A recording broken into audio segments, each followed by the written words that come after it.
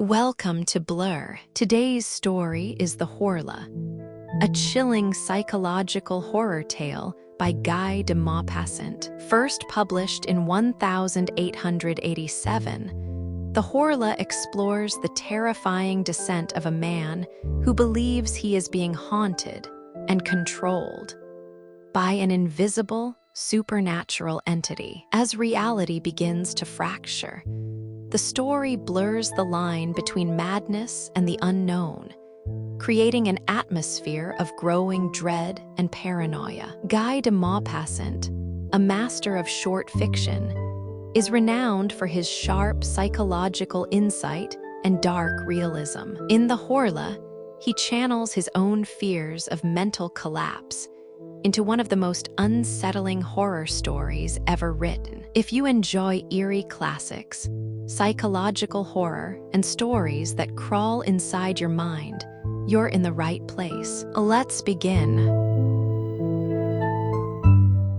May 8. What a glorious day. I have spent the whole morning lying on the grass in front of my house, under the enormous plane tree that forms a complete covering, shelter, and shade for it. I love this country, and I love living here because it is here I have my roots, those deep down slender roots that hold a man to the place where his forefathers were born and died, hold him to ways of thought and habits of eating, to customs as to particular foods, to local fashions of speech, to the intonations of country voices, to the scent of the soil, the villages, and the very air itself. I love this house of mine where I grew up. From my windows, I see the Seine flowing alongside my garden, beyond the high road, almost at my door.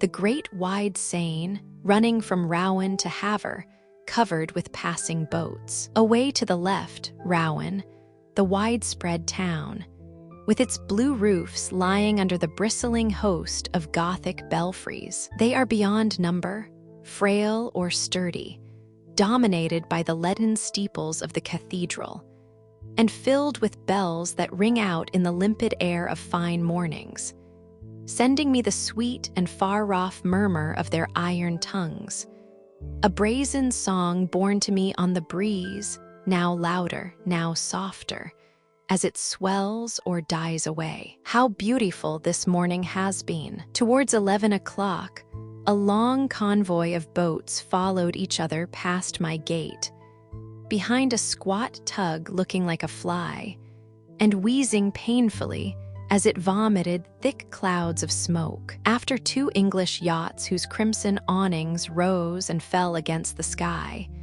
came a splendid three-masted Brazilian, all white, gloriously clean and glittering. The sight of this ship filled me with such joy that I saluted her.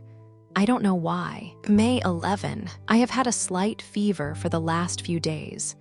I feel ill, or rather unhappy. Whence come these mysterious influences that change our happiness to dejection and our self-confidence to discouragement? It is as if the air, the unseen air, were full of unknowable powers whose mysterious nearness we endure. I wake full of joy, my throat swelling with a longing to sing. Why? I go down to the waterside, and suddenly, after a short walk, I come back home wretched, as if some misfortune were waiting me there. Why? Has a chill shudder, passing lightly over my skin, shaken my nerves and darkened my spirit? Have the shapes of the clouds, or the color of the day, the ever-changing color of the visible world, troubled my mind as they slipped past my eyes? Does anyone know? Everything that surrounds us, everything that we see unseeing,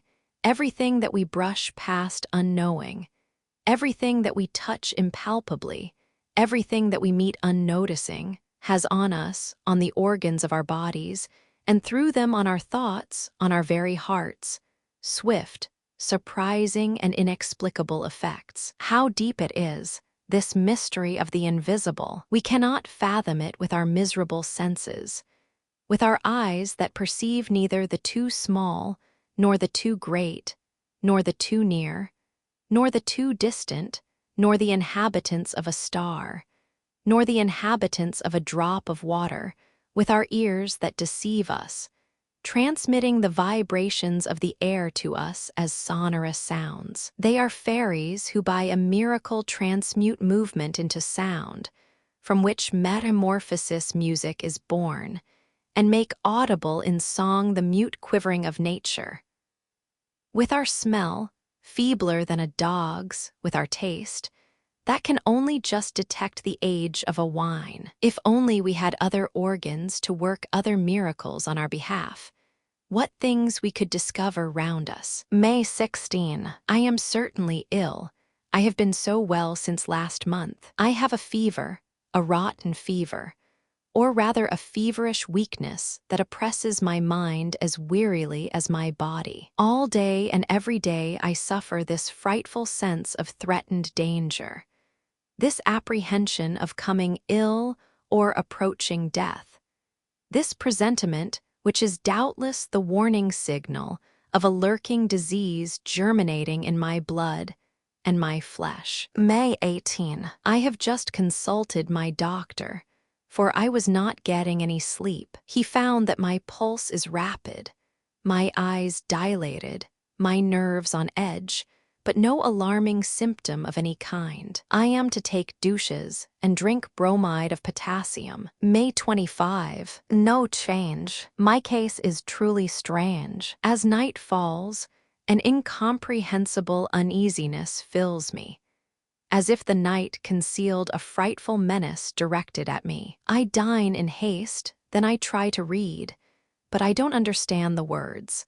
I can hardly make out the letters, so I walk backwards and forwards in my drawing room, oppressed by a vague fear that I cannot throw off, fear of sleeping and fear of my bed. About 10 o'clock, I go up to my room. The instant I am inside the room, I double lock the door and shut the windows. I am afraid of what? I never dreaded anything before. I open my cupboards, I look under my bed. I listen to what? It's a queer thing that a mere physical ailment, some disorder in the blood perhaps, the jangling of a nerve thread, a slight congestion, the least disturbance in the functioning of this living machine of ours, so imperfect and so frail, can make a melancholic of the happiest of men and a coward of the bravest. Then I lie down and wait for sleep as if I were waiting to be executed. I wait for it, dreading its approach. My heart beats, my legs tremble.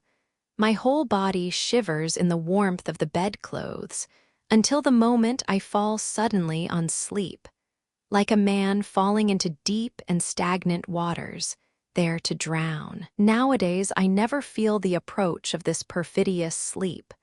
That lurks near me, spying on me, ready to take me by the hand.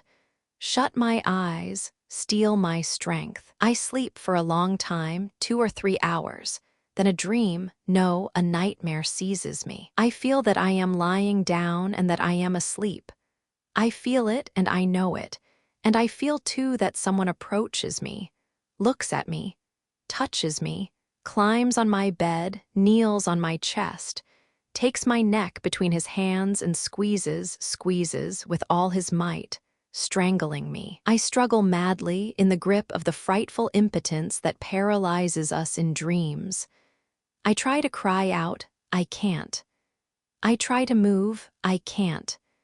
Panting, with the most frightful efforts, I try to turn round, to fling off this creature who is crushing and choking me.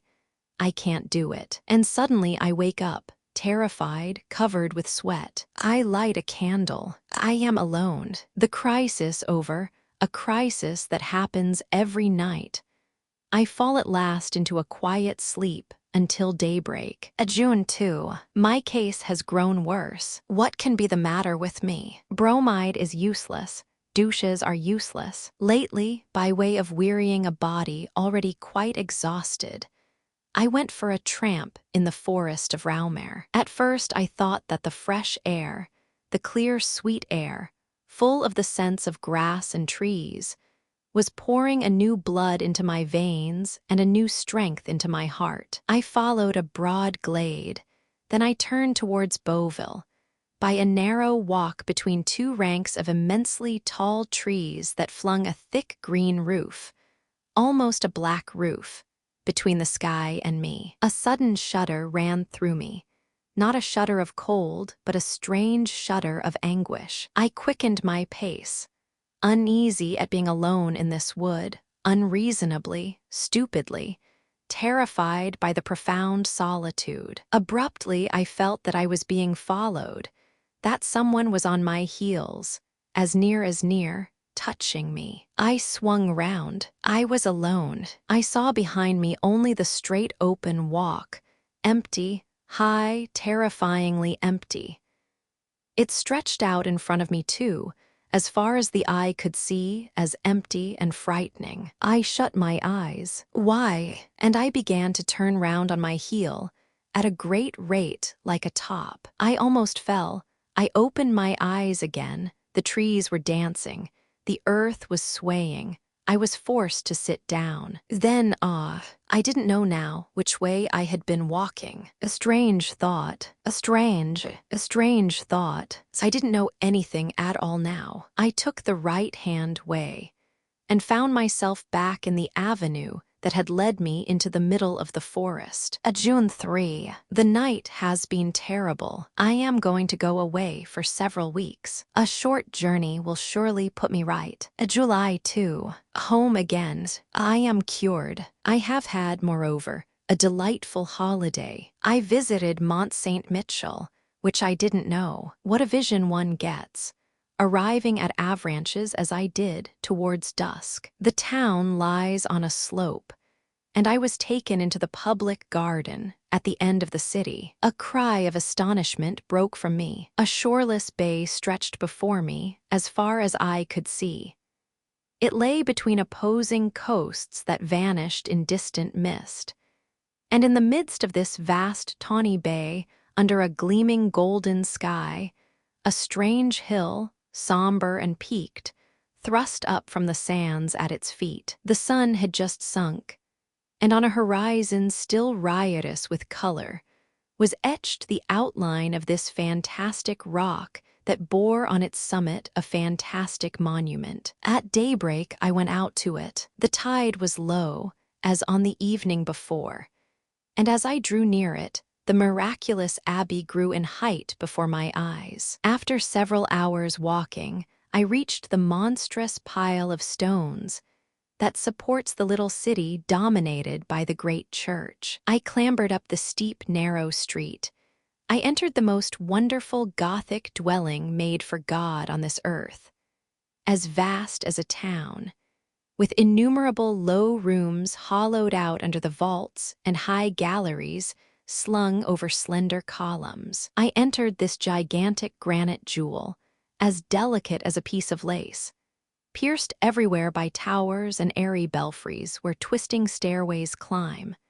Towers and belfries that by day against a blue sky, and by night against a dark sky, lift strange heads, bristling with chimeras, devils, fantastic beasts, and monstrous flowers, and are linked together by slender carved arches. When I stood on the top, I said to the monk who accompanied me, "What a glorious place you have here, Father." "We get strong winds," he answered, and we fell into talk as we watched the incoming sea run over the sand and cover it with a steel cuirass. The monk told me stories, all the old stories of this place, legends, always legends. One of them particularly impressed me. The people of the district, those who lived on the mount, declared that at night they heard voices on the sands, followed by the bleating of two she-goats, one that called loudly and one calling softly. Unbelievers insisted that it was the crying of sea-birds, which at one and the same time resembled bleatings and the wailing of human voices. But benighted fishermen swore that they had met an old shepherd wandering on the dunes, between two tides, round the little town flung so far out of the world. No one ever saw the head hidden in his cloak. He led, walking in front of them, a goat with the face of a man and a she-goat with the face of a woman. Both of them had long white hair and talked incessantly, disputing in an unknown tongue, then abruptly ceased crying to begin a loud bleating. "Do you believe it?" I asked the monk. He murmured, "I don't know." If, I went on, there existed on the earth beings other than ourselves, why have we not long ago learned to know them? Why have you yourself not seen them? Why have I not seen them myself? He answered, "Do we see the 100,000th part of all that exists? Think there's the wind, the greatest force in nature, which throws down men, shatters buildings, uproots trees, stirs up the sea into watery mountains, destroys cliffs and tosses the tall ships against the shore. The wind that kills, whistles, groans, roars. Have you seen it? Can you see it? Nevertheless, it exists." Before his simple reasoning, I fell silent. This man was either a seer or a fool. I should not have cared to say which, but I held my peace. What he had just said, I had often thought. July 3. I slept badly. I am sure there is a feverish influence at work here, for my coachman suffers from the same trouble as myself. When I came home yesterday, I noticed his strange pallor. "What's the matter with you, Jean?" I demanded. "I can't rest these days, sir. I'm burning the candle at both ends. Since you went away, sir, I haven't been able to throw it off. The other servants are all right, however, but I am terrified of getting caught by it again. July 4. It has surely caught me again. My old nightmares have come back. Last night I felt crouching on me someone who presses his mouth on mine and drinks my life between my lips. Yes, he sucked it from my throat like a leech. Then he rose from me, replete, and I awoke, so mangled, bruised, and feebled that I could not move. If this goes on for many days more, I shall certainly go away again. July 5. Have I lost my reason? What has just happened, what I saw last night, is so strange that my head reels when I think of it. Following my invariable custom in the evenings, I had locked my door. Then, feeling thirsty, I drank half a glass of water, and I happened to notice that my carafe was filled up right to its crystal stopper. I lay down after this and fell into one of my dreadful slumbers, from which I was jerked about 2 hours later by a shock more frightful than any of the others. Imagine a sleeping man who has been assassinated and who wakes with a knife through his lung, with the death rattle in his throat, covered with blood, unable to breathe, and on the point of death, understanding nothing, and there you have it. When I finally recovered my sanity, I was thirsty again. I lit a candle and went towards the table where I had placed my carafe. I lifted it and held it over my glass.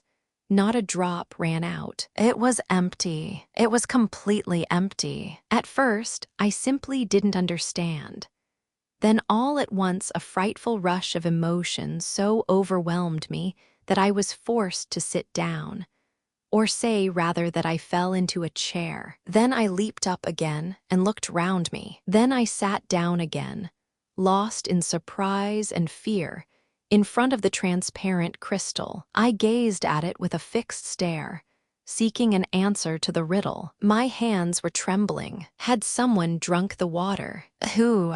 Lie. It must have been me. Who could it have been but me? So I was a somnambulist, all unaware I was living the mysterious double life that raises the doubt whether there be not two selves in us, or whether, in moments when the spirit lies unconscious, an alien self, unknowable and unseen, inhabits the captive body that obeys this other self as it obeys us, obeys it more readily than it obeys us. Oh, can anyone understand my frightful agony? Can anyone understand the feelings of a sane-minded, educated, thoroughly rational man, staring in abject terror through the glass of his carafe, where the water has disappeared while he slept? I remained there until daylight, not daring to go back to bed. July 6. I am going mad. My carafe was emptied again last night. Or rather, I emptied it. But is it I? Is it I? Who can it be? Who? Oh my God, am I going mad? Who will save me? July 10. I have just made some astonishing experiments. Listen. On the 6th of July, before lying down in bed, I placed on my table wine, milk, water, bread, and strawberries. Someone drank. I drank all the water and a little of the milk. Neither the wine, nor the bread, nor the strawberries were touched. On the 7th of July, I made the same experiment and got the same result. On the 8th of July, I left out the water and the milk. Nothing was touched. Finally, on the 9th of July, I placed only the water and milk on my table, taking care to wrap the carafes in white muslin cloths and to tie down the stoppers. Then I rubbed my lips, my beard and my hands with a charcoal pencil and lay down. The usual overpowering sleep seized me, followed shortly by the frightful wakening. I had not moved. My bedclothes themselves bore no marks. I rushed towards my table. The cloths wrapped round the bottles remained spotless. I untied the cords, shaking with fear. All the water had been drunk. All the milk had been drunk. Oh my God, I am leaving for Paris at once. July 13. Paris. I suppose I lost my head during the last few days. I must have been the sport of my disordered imagination. Unless I really am a somnambulist or have fallen under one of those indubitable but hitherto inexplicable influences that we call suggestions. However that may be, my disorder came very near to lunacy, and 24 hours in Paris have been enough to restore my balance. Yesterday I went to the races and made various calls. I felt myself endowed with new vital strength, and I ended my evening at the Theatre Française. They were presenting a play by the younger Dumas, and his alert, forceful intelligence completed my cure. There can be no doubt that loneliness is dangerous to active minds. We need round us men who think and talk. When we live alone for long periods, we people the void with phantoms. I returned to the hotel in high spirits, walking along the boulevards. Amid the jostling of the crowd,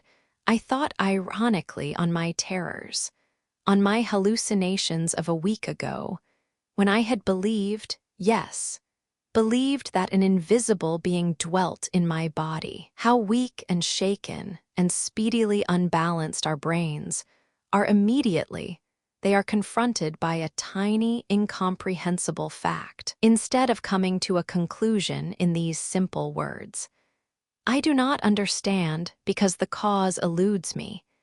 At once, we imagine frightening mysteries and supernatural powers. July 14. Fête de la République. I walked through the streets. The rockets and the flags filled me with a childish joy. At the same time, it is vastly silly to be joyous on a set day by order of the government. The mob is an imbecile herd, as stupid in its patience as it is savage when roused. You say to it, enjoy yourself, and it enjoys itself. You say to it, go and fight your neighbor.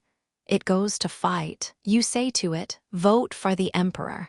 It votes for the emperor. Then you say to it, vote for the republic, and it votes for the republic. Its rulers are as besotted. But instead of obeying men, they obey principles, which can only be half-baked, sterile, and false in so much as they are principles.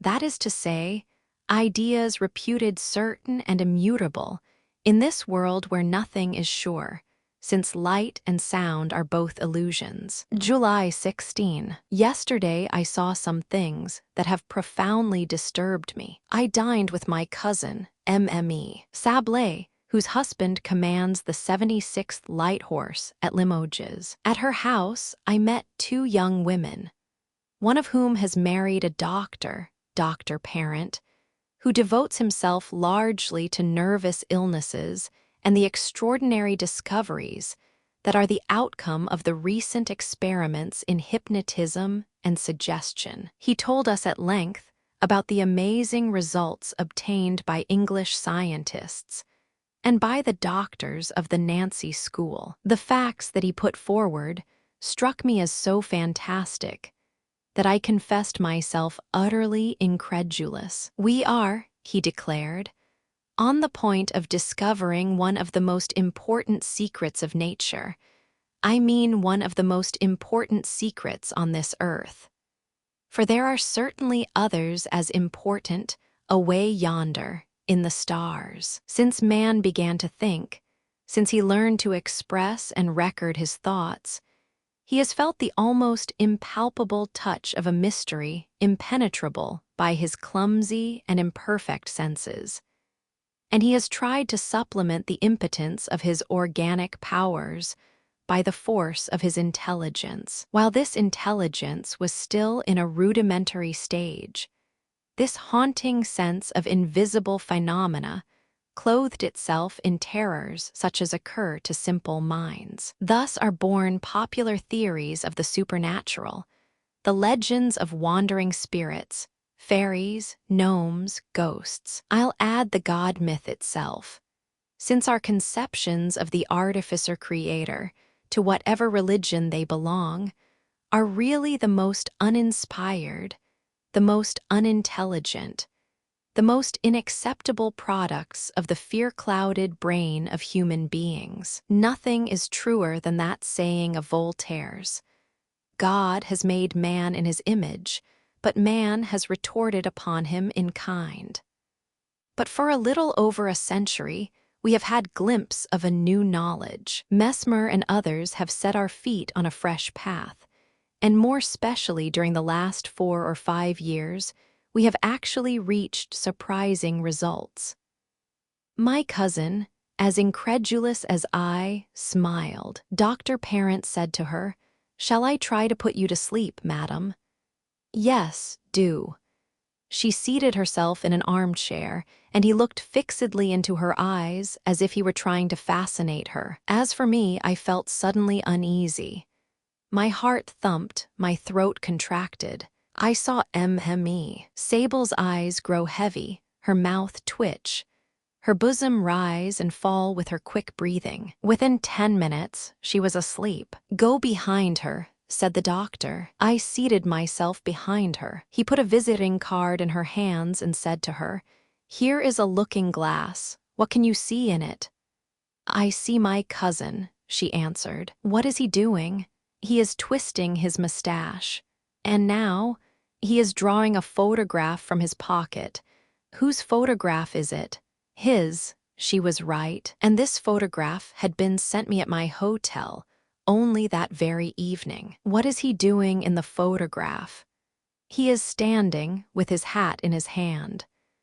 Evidently she saw in this card this piece of white pasteboard as she would have seen in a glass. The young women, terrified, cried, "That's enough, that's quite enough."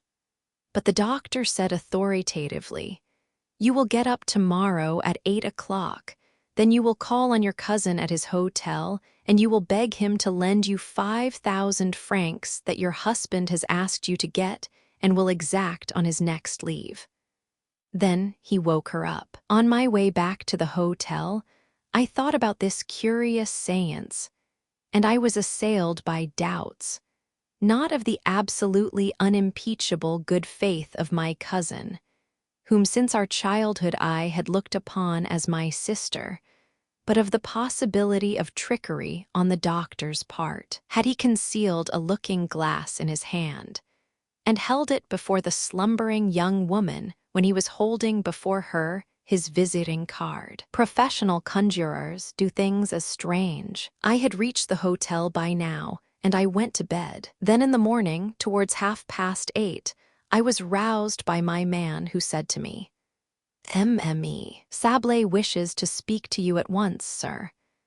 I got hurriedly into my clothes and had her shown in. She seated herself, very agitated, her eyes downcast, and without lifting her veil said, "I have a great favor to ask you, my dear cousin."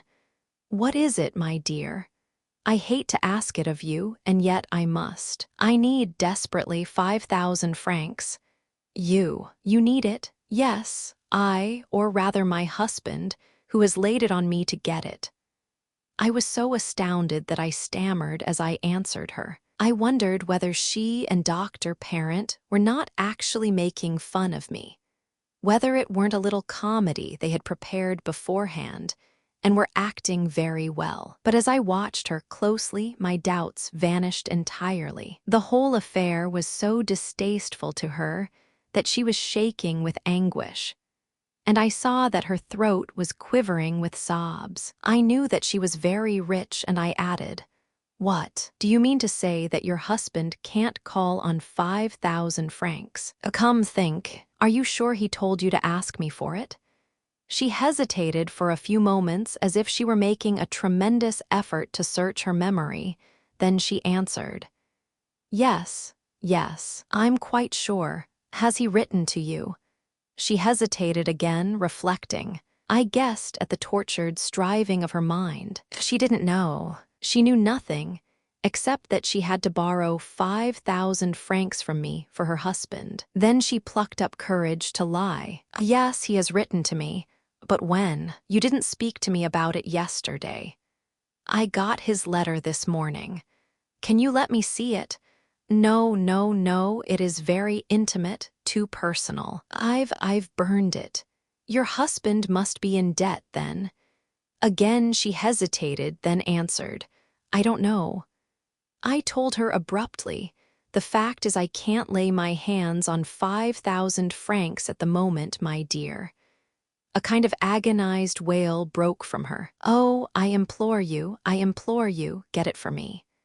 She grew dreadfully excited, clasping her hands as if she were praying to me. The tone of her voice changed as I listened. She wept, stammering, torn with grief, goaded by the irresistible command that had been laid on her. "Oh, I implore you to get it. As if you knew how unhappy I am. I must have it today." I took pity on her. "You shall have it at once, I promise you." Thank you," she cried. "How kind you are. Do you remember," I went on, "what happened at your house yesterday evening?" "Yes." "Do you remember that Dr. Parent put you to sleep?" "Yes." "Very well, he ordered you to come this morning and borrow 5,000 francs from me, and you are now obeying the suggestion." She considered this for a moment and answered, "Because my husband wants it." I spent an hour trying to convince her, but I did not succeed in doing so. When she left, I ran to the doctor's house. He was just going out, and he listened to me with a smile. Then he said, "Now do you believe?" "I must." "Let's go and call on your cousin."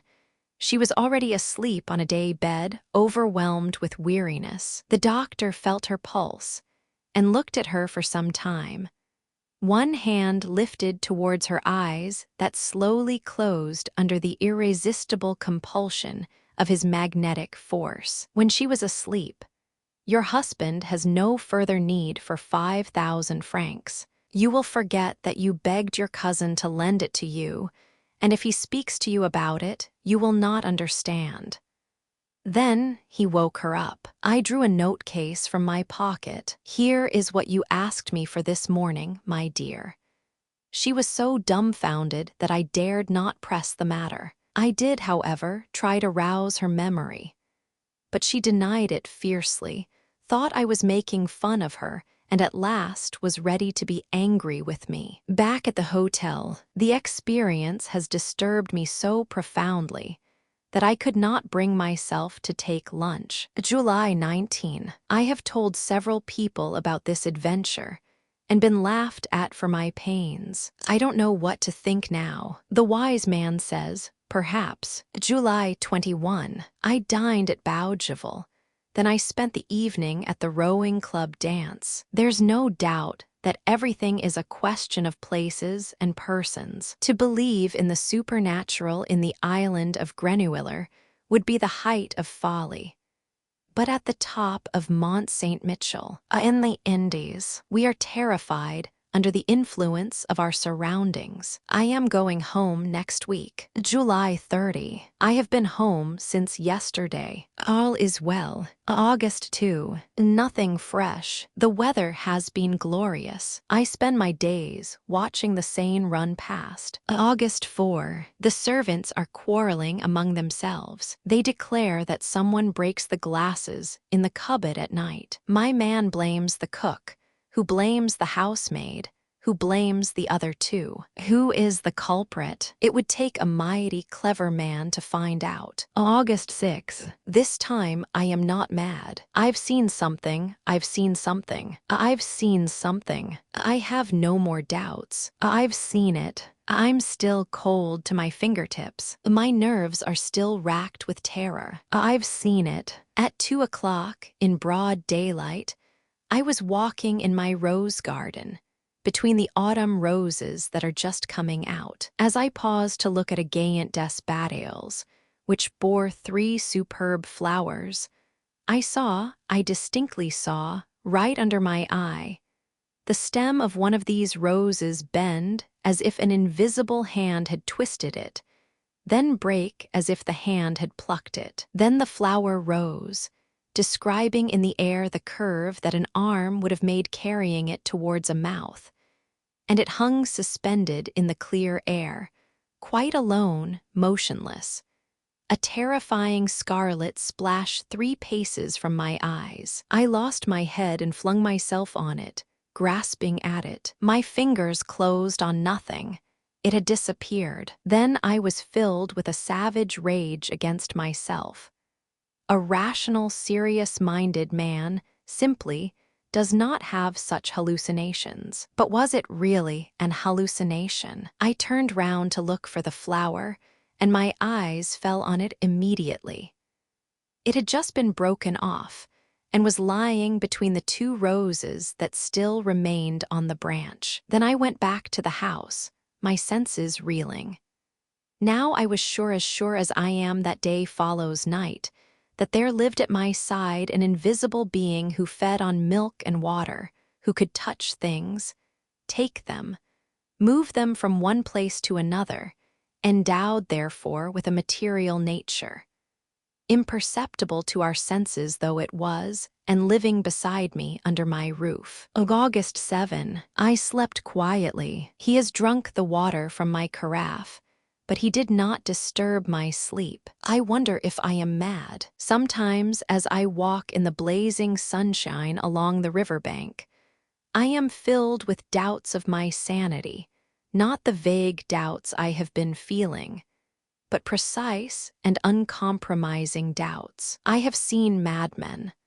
I have known men who were intelligent, lucid, even exceptionally clear-headed in everything in life, but on one point, they talked quite clearly, easily, and profoundly about everything, until suddenly their mind ran on to the rocks of their madness and was there rent in pieces, strewn to the winds and foundered in the fearful raging sea, filled with surging waves, fogs, squalls, that we call insanity.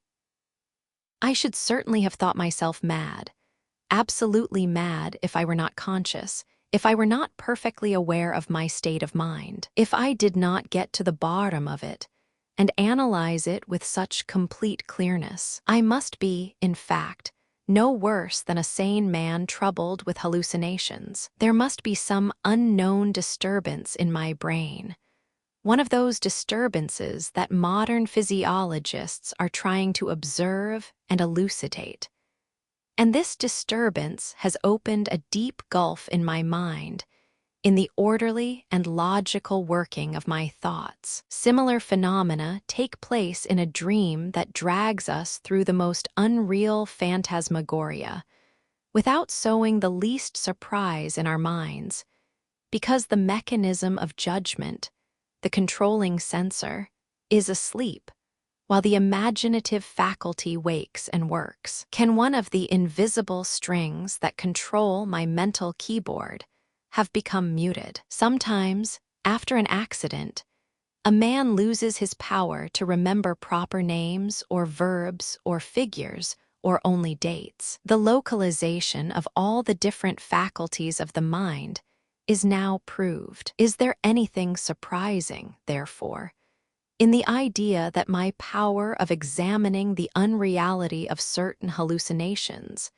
has ceased to function in my brain just now? I thought of all this as I walked by the side of the water. The sunlight flung a mantle of light across the river, clothing the earth with beauty, filling my thoughts with love of life, of the swallows whose swift flight is a joy to my eyes, of the riverside grasses whose shuddering whisper contents my ears. Little by little, however, I fell prey to an inexplicable uneasiness. I felt as though some force, an occult force, were paralyzing my movements, halting me, hindering me from going on any further, calling me back. I was oppressed by just such an unhappy impulse to turn back as one feels when a beloved person has been left at home ill, and one is possessed by a foreboding that the illness has taken a turn for the worse. So, in spite of myself, I turned back,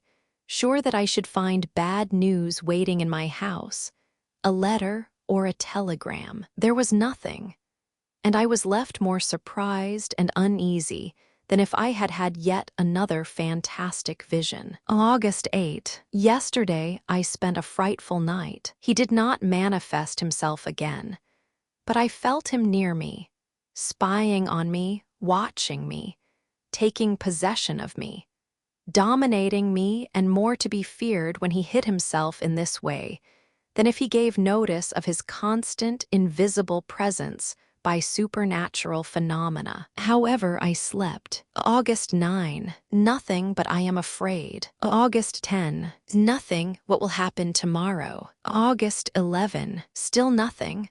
I can't remain in my home any longer with this fear and these thoughts in my mind.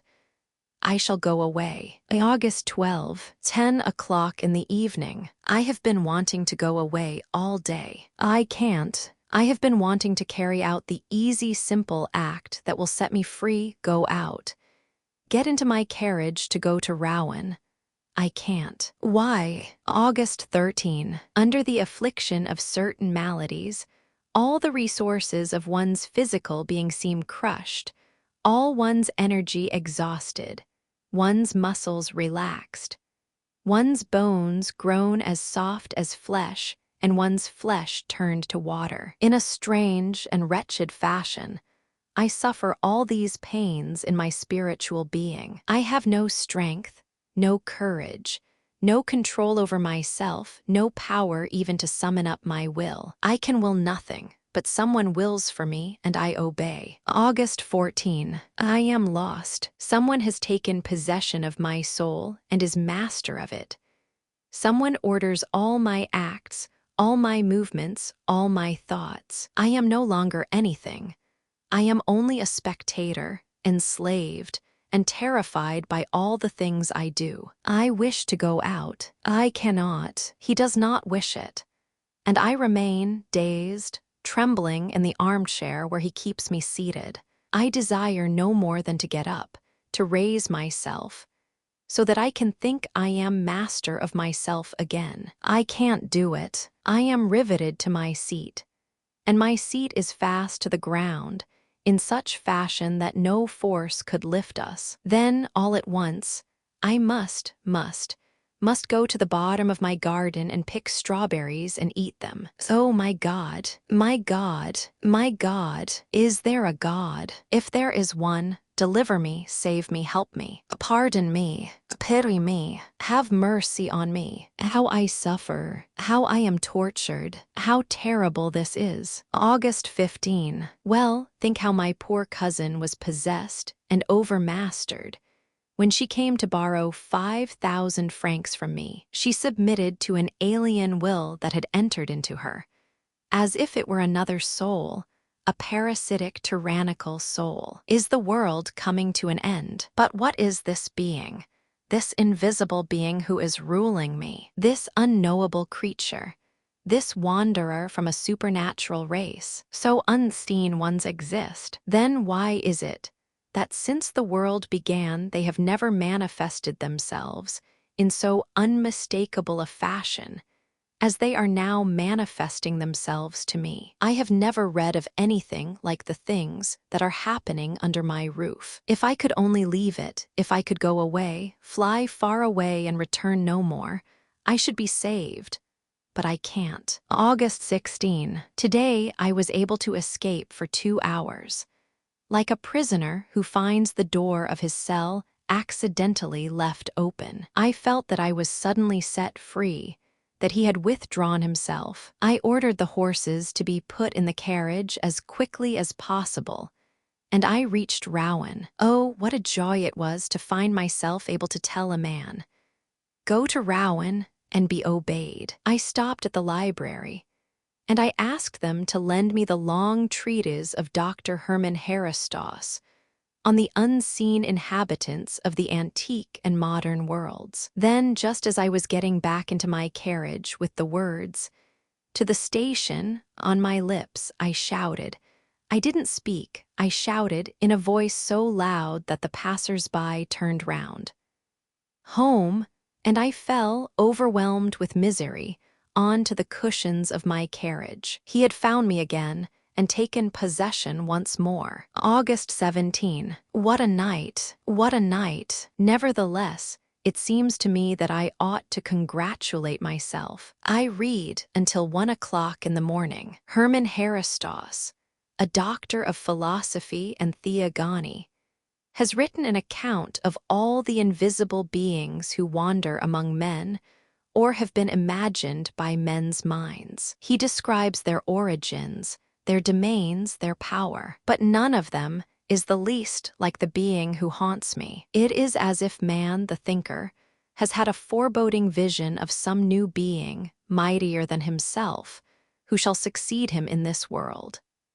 And in his terror, feeling him draw near, and unable to guess at the nature of this master, he has created all the fantastic crowd of occult beings, dim phantoms born of fear. Well, I read until 1 o'clock, and then I seated myself near my open window to cool my head and my thoughts in the gentle air of night. It was fine and warm. In other days, how I should have loved such a night. And no moon. The stars wavered and glittered in the black depths of the sky. Who dwells in these worlds? What forms of life, what living creatures, what animals or plants do they hold? What more than we do the thinkers in those far-off universes know? What more can they do than we? What do they see that we do not know of? Perhaps one of them, some day or other, will cross the gulf of space and appear on our earth as a conqueror.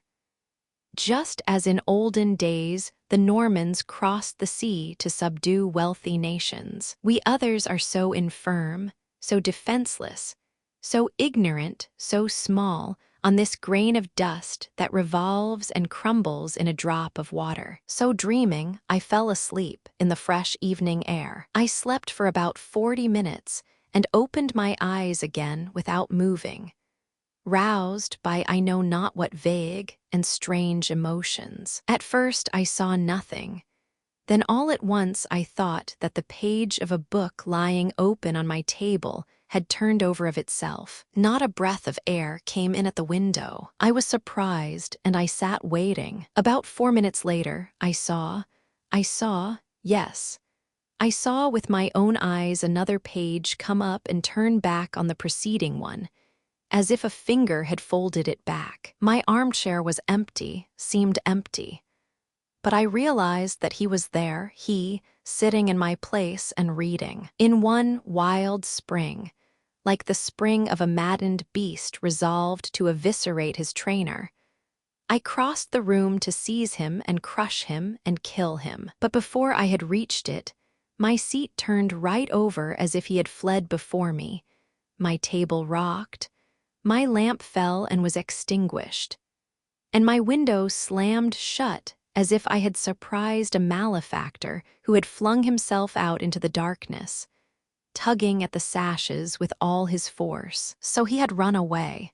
He had been afraid of me. Then, tomorrow, or the day after, or someday, I should be able to get him between my fingers and crush him against the ground. Don't dogs sometimes bite and fly at their masters' throats? August 18. I've been thinking things over all day. Oh yes, I'll obey him, satisfy his impulses, do his will, make myself humble, submissive, servile. He is the stronger, but an hour will come. August 19. I know now. I know everything. I have just read the following in the Revue du Monde Scientifique.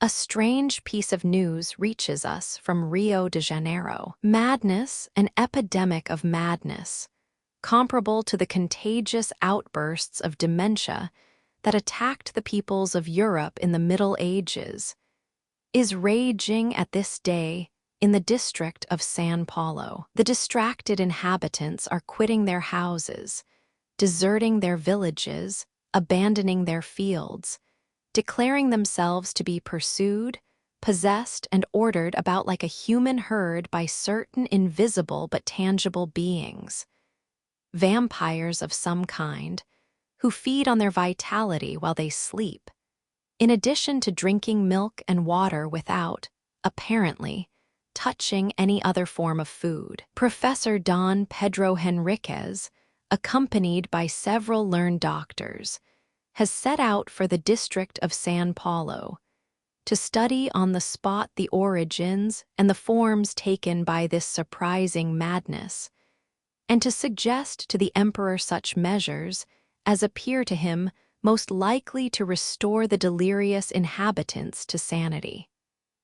Ah, I remember the lovely three-masted Brazilian that sailed past my windows on the 8th of last May, on her way up the Seine. I thought her such a bonny, white, gay boat. The being was on board her, come from over the sea, where his race is born. He saw me. He saw my house, white like the ship, and he jumped from the vessel to the bank. Oh my God, now I know, I understand. The reign of man is at an end. He is here, whom the dawning fears of primitive peoples taught them to dread. He who was exorcised by troubled priests, evoked in the darkness of night by wizards who yet never saw him materialize, to whom the foreboding vision of the masters who have passed through this world lent all the monstrous or gracious forms of gnomes, spirits, jinns, fairies, and hobgoblins. Primitive terror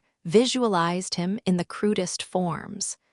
Later wiser men have seen him more clearly. Mesmer foresaw him, and it is 10 years since doctors made the most exact inquiries into the nature of his power, even before he exercised it himself. They have been making a plaything of this weapon of the new god, this imposition of a mysterious will on the enslaved soul of man. They called it magnetism, hypnotism, suggestion, anything you like. I have seen them amusing themselves with this horrible power like foolish children. Woe to us! Cursed is man. He is here, what is his name? Although it seems as if he were shouting his name in my ear, and I cannot hear it, yes. He is shouting it. I am listening. I can't hear again. Tell me again, the Horla. I heard the Horla.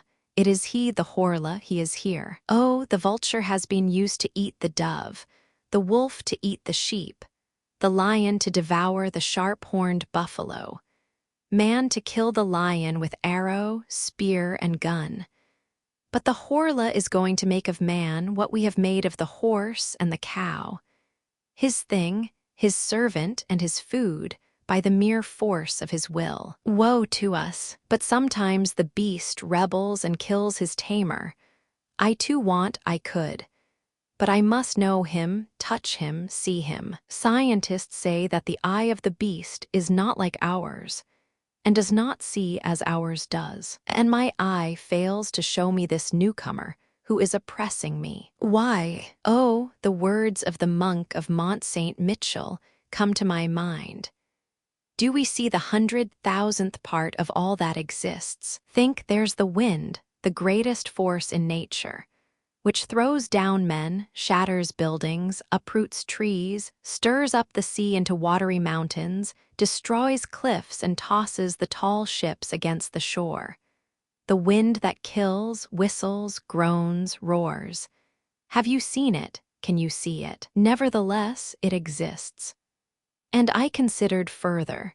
My eye is so weak, so imperfect, that it does not distinguish even solid bodies that have the transparency of glass. If a looking-glass that has no foil backing bars my path, I hurl myself against it as a bird that has got into a room breaks its head on the window pane. How many other things deceive and mislead my eye? Then what is there to be surprised at in its failure? To see a new body that offers no resistance to the passage of light. A new being. Why not? He must assuredly come. Why should we be the last? Why is he not seen of our eyes, as are all the beings created before us? Because his form is nearer perfection, his body finer and completer than ours. Ours, which is so weak, so clumsily conceived, encumbered by organs always tired, always breaking down like a too complex mechanism, which lives like a vegetable or a beast, drawing its substance with difficulty from the air. The herbs of the field and meat, a living machine subject to sickness, deformity, and corruption, drawing its breath in pain, ill-regulated, simple and fantastic, ingeniously ill-made, clumsily and delicately erected. The mere rough sketch of a being who could become intelligent and noble. There have been so few kinds created in the world, from the bivalve to man. Why not one more? When we reach the end of the period of time that separates each successive appearance of a species from that which appeared before it. Why not one more? Why not also new kinds of trees bearing monstrous flowers, blazing with color and filling all the countryside with their perfume? Why not other elements than fire, air, earth, and water? There are only four sources of our being. What a pity! Why not 40, 400, 4,000? How poor, niggardly, and brutish is life, grudgingly given, meanly conceived, stupidly executed. Consider the grace of the elephant, the hippopotamus, the elegance of the camel. You bid me consider the butterfly, a winged flower. I can imagine one vast as 100 worlds, with wings for whose shape, beauty, color, and sweep I cannot find any words. But I see it. It goes from star to star, refreshing and perfuming them with the soft, gracious wind of its passing. And the people of the upper air watch it pass, in an ecstasy of joy. What is the matter with me? It is he, the Horla, who is haunting me, filling my head with these absurdities. He is in me, he has become my soul. I will kill him. August 19. I will kill him. I have seen him. I was sitting at my table yesterday evening, making a great show of being very absorbed in writing. I knew quite well that he would come and prowl round me, very close to me, so close that I might be able to touch him, seize him, perhaps. And then I should be filled with the strength of desperation.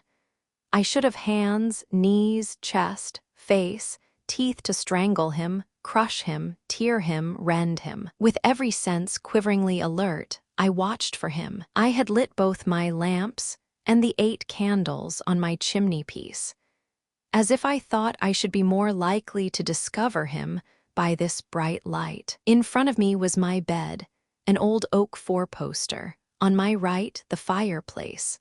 On my left, my door carefully shut, after I had left it open for a long time to attract him. behind me, a very tall cupboard with a mirror front, which I used every day to shave and dress by, and in which I always regarded myself from head to foot whenever I passed in front of it. Well, I pretended to write to deceive him, because he was spying on me too.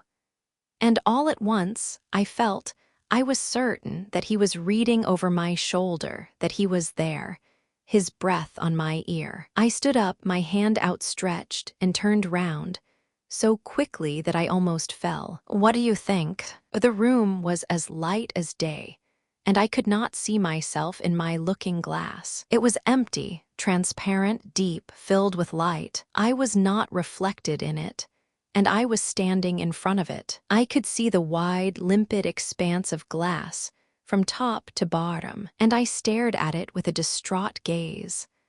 I daren't move another step. I daren't make another movement. Nevertheless, I felt that he was there, whose immaterial body had swallowed up my reflection, but that he would elude me still. How frightened I was. A moment later, my reflection began to appear in the depths of the looking-glass, in a sort of mist, as if I were looking at it through water. This water seemed to flow from left to right, slowly, so that moment by moment, my reflection emerged more distinctly. It was like the passing of an eclipse. The thing that was concealing me appeared to possess no sharply defined outlines, but a kind of transparent opacity that gradually cleared. At last I could see myself from head to foot, just as I saw myself every day when I looked in the glass. I had seen him. The horror of it is still on me, making me shudder. August 20. How can I kill him, since I can't touch him? A poison, but he would see me put it in the water. And besides, would our poisons affect an immaterial body? No, they certainly would not. Then how?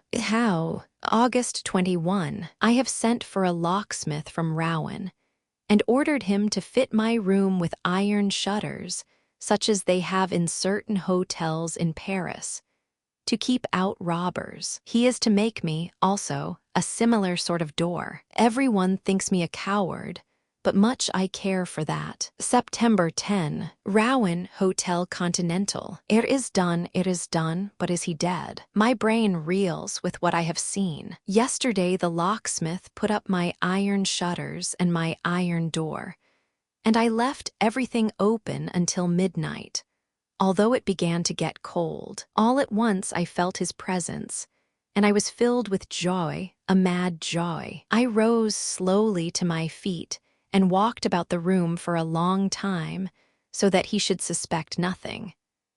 Then I took off my boots and carelessly drew on my slippers. Then I closed my iron shutters, and sauntering back towards the door, I double-locked it too. Then I walked back to the window and secured it with a padlock, putting the key in my pocket. Suddenly I realized that he was prowling anxiously round me. He was afraid now, and commanding me to open them for him. I almost yielded. I did not yield, but leaning on the door, I set it ajar, just wide enough for me to slip out backwards. And as I am very tall, my head touched the lintel. I was sure that he could not have got out, and I shut him in, alone, all alone. Thank God, I had him. Then I ran downstairs. In the drawing room, which is under my room, I took both my lamps and emptied the oil all over the carpet and the furniture, everything. Then I set it on fire, and I fled after having double-locked the main door. And I went and hid myself at the bottom of my garden, in a grove of laurels. How long it took, how long! Everything was dark, silent, still, not a breath of air, not a star. Mountains of unseen clouds that lay so heavily on my spirit. I kept my gaze fixed on my house and waited. How long it took! I was beginning to think that the fire had died out of itself, or that he had put it out, when one of the lower windows fell in under the fierce breath of the fire, and a flame, a great red and yellow flame, A long, curling, caressing flame leaped up the white wall and pressed its kiss on the roof itself. A flood of light poured over trees, branches, leaves, and with that a shudder of fear, ran through them. The birds woke, a dog howled.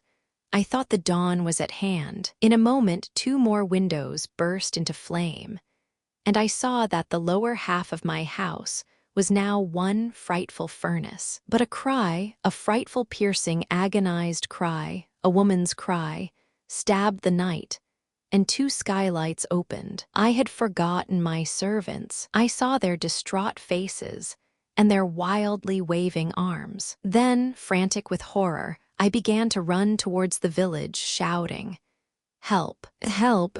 Fire! Fire!" I met people already on their way to the house, and I turned back with them to look at it. By now, the house was no more than a horrible and magnificent funeral pyre, a monstrous pyre lighting up the whole earth, a pyre that was consuming men, and consuming him, my prisoner, the new being, the new master, the Horla. The whole roof fell in with a sudden crash, and a volcano of flames leaped to the sky. Through all the windows open on the furnace, I saw the fiery vat, and I reflected that he was there, in this oven, dead. Oh, dead. Or perhaps his body. Perhaps that body through which light fell could not be destroyed by the methods that kill our bodies. Suppose he is not dead. Perhaps only time has power over the invisible and dreadful one. Why should this transparent, unknowable body, this body of the spirit, fear sickness, wounds, infirmity, premature destruction, the source of all human dread, after man, the Horla, after him who can die any day, any hour, any moment, by accidents of all kinds, comes he who can only die in his appointed day, hour, and moment, when he has attained the limit of his existence. No, I know he is not dead, so I must kill myself now. Thank you for listening. Don't forget to like, share, and subscribe to Blurr. And tell us in the comments, do you think the Horla is real or a creation of the mind?